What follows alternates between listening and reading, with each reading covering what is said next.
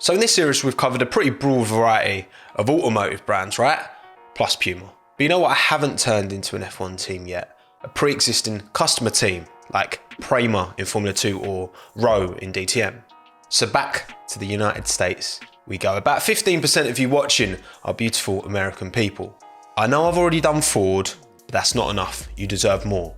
There's plenty of US-based customer teams to pick from, but I've elected to go with Penske, Team Penske to be precise. But why? Well, let's start with a quick history lesson about Roger Searle Penske, founder of Team Penske. Born in 1937, Roger Penske was a racing driver in his early life. He even competed in a couple of one-off classified Formula 1 races. The 1961 and 1962 US Grand Prix, both at Watkins Glen. He finished 16th in 61, race won by Jack Brabham, 13th in 62, a race won by Jimmy Clark. Penske would only go on to race until 1965 before hanging up his boots at the age of 28.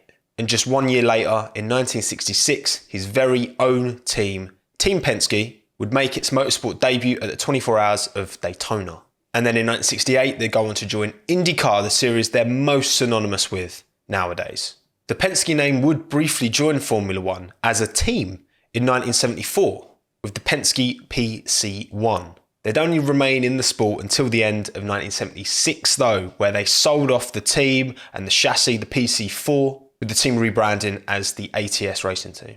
Today, Penske competes mainly in IndyCar and NASCAR. They also had a V8 Supercars team in Australia up until 2020.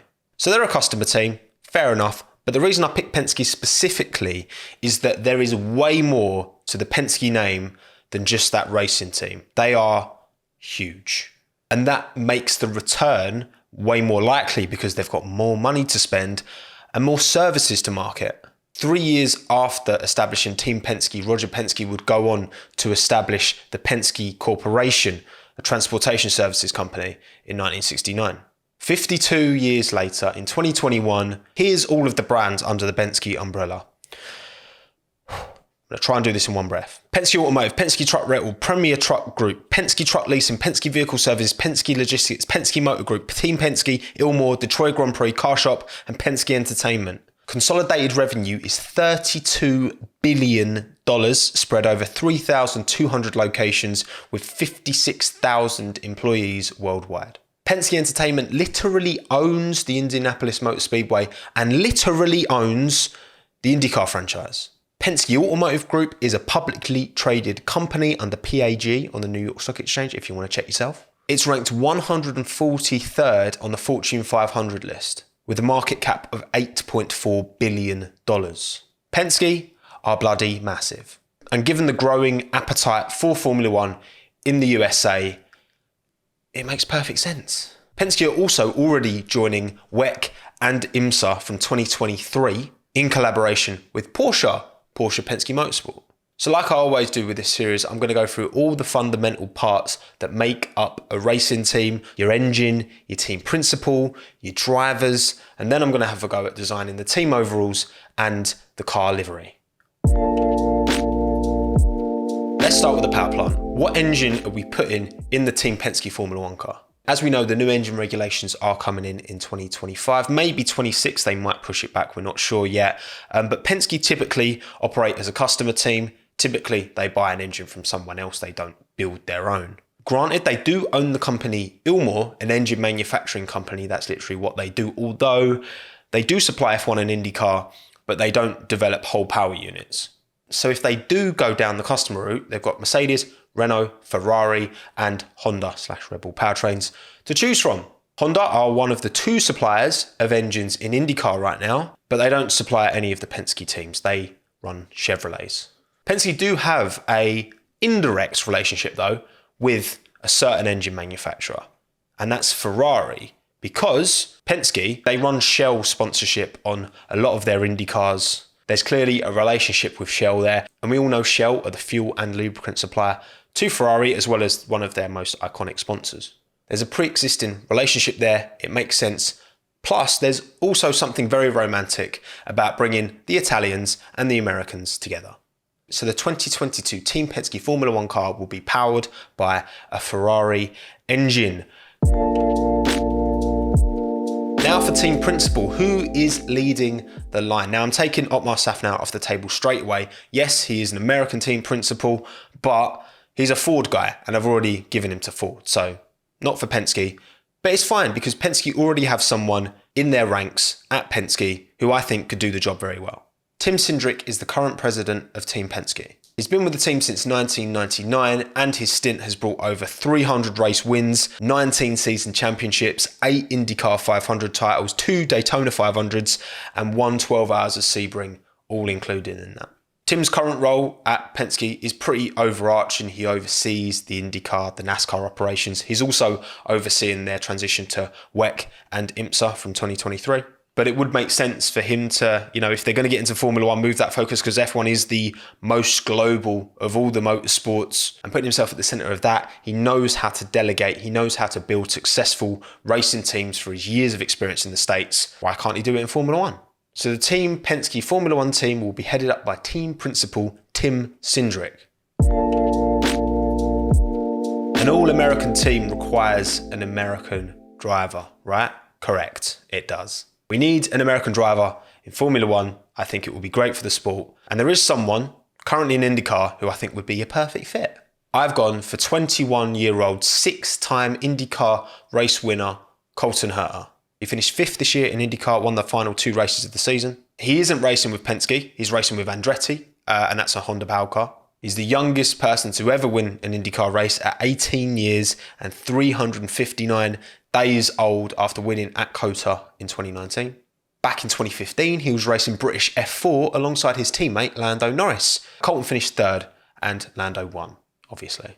He's got 3 full seasons of IndyCar under his belt, finishing P7, P3 and P5 respectively. Now would be a fantastic time for him to jump into Formula One because that kid has so much talent. The IndyCar grid are no mugs and he is consistently up there. So who's sitting alongside Colton? Because it's a new team, so we kind of need an experienced driver to come alongside, right? Correct. We are bringing in some experience. But who? Well, there is a driver in F1 who knows for a fact that their seat is not long-term. And no, I'm not talking about Pierre Gasly. Because when you've got one of the most senior figures in your team saying your name is 31 years old, he will not be able to stay with us for long. You have to be prepared to, take in other options, surely.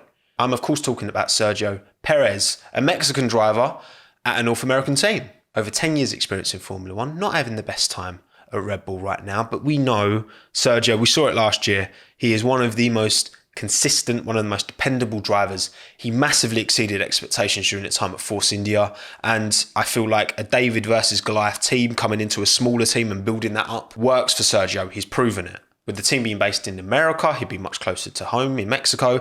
And also, he'd be coming in as the lead driver, which that's never going to happen at Red Bull. He would be the experienced driver they'd be looking to. Colton would be looking to learn from. And finally, test and reserve driver. Well, I'm picking someone who's in Formula 3 at the moment, which you might think is a bit low, but so close to winning the F2 title in 2020. It was so close. 1 point behind Teo Pourchaire in P2, 4 points behind Oscar Piastri, who would go on to win it. This individual was leading the championship going into the final race, but got punted off. It's Logan Sargent. It's one of them drivers that, he's won a race in F3. He won the final race at Sochi in a Charouz, which is probably the worst team in Formula 3. Still managed to find a way to win. The kid's so talented and he's American and he's only 20. He's a great prospect that's at risk of not being realised because of budget. And I know he's not the only one, but I think Logan Sargent, young American lad at that team. So my Team Penske Formula One drivers for 2022 will be Colton Herta, Sergio Perez, and Logan Sargent as test/reserve. All right, now let's look at some overalls, shall we? The Team Penske 2022 driver overalls. Simple. I haven't gone too crazy with these. Okay, I've kept it chill. Black base means optimum exposure for your brands. We've got red on the sleeves, blue in the middle. I'll explain the colour choice in a bit when we look at the livery. As for the sponsors, well, I've lifted pretty much all of these from either Team Penske brands or the brands that are advertised on the Penske cars in IndyCar. Hitachi and Verizon are 2 big sponsors in the States on the IndyCar, so they're here. Also, CarShop and Ilmore coming from the Penske brand family, right? I'm getting kind of stock car vibes from these. You know what I mean? Again, it's probably because of the red, white and blue. Very American, very nice. And last but by no means least, the livery.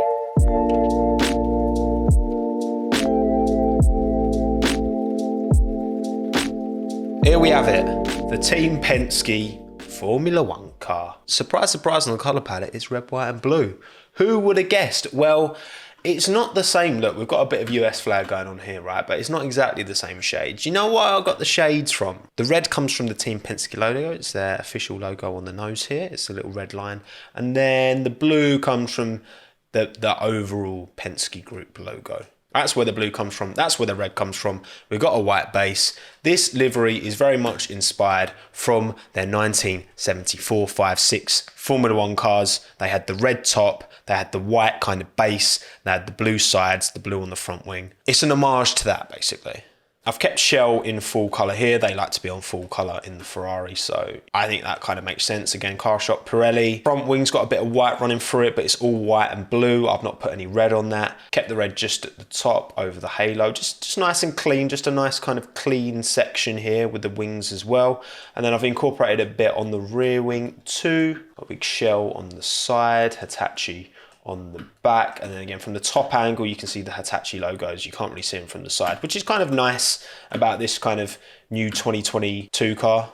I've said this before, I do think this chassis has been designed in a lot of ways to be simpler, to make advertisers, to make sponsors logos more prominent. It's much easier to implement sponsor logos on this front wing versus the 2021 front wing, for sure. Gone with kind of retro-esque style text because it's inspired by a kind of old livery with a 26 of Colton Herta. That's his number. Sorry, Daniel Kvyat, I think that was yours in F1, but not anymore. PPG also make the move over from IndyCar to sponsor their F1 for all. And there we go. Pretty simple. I would be happy to see this on the Formula One grid. It doesn't have to be crazy and out there. Just simple lines, simple shapes, and again, an homage to the past. That is my rendition of what a 2022 Team Penske Formula One team could look like. Do you think I did a good job? Do you think I did a bad job? Let me know in the comments down below what you'd do differently, what other American teams you think could feasibly, actually realistically get into Formula One. Again, a big part of why I've done Penske here is because the group's so big, they could definitely afford it if they wanted to, which can't be said for all customer teams. But there we go. My name's been Tommo, as it typically is. I hope you enjoyed this video. Please drop a like if you did, and make sure you subscribe, because you might not be. You probably are, but you might not be. So I'd appreciate it if you went and checked down below. Thanks again. Have a good one. Ta-da.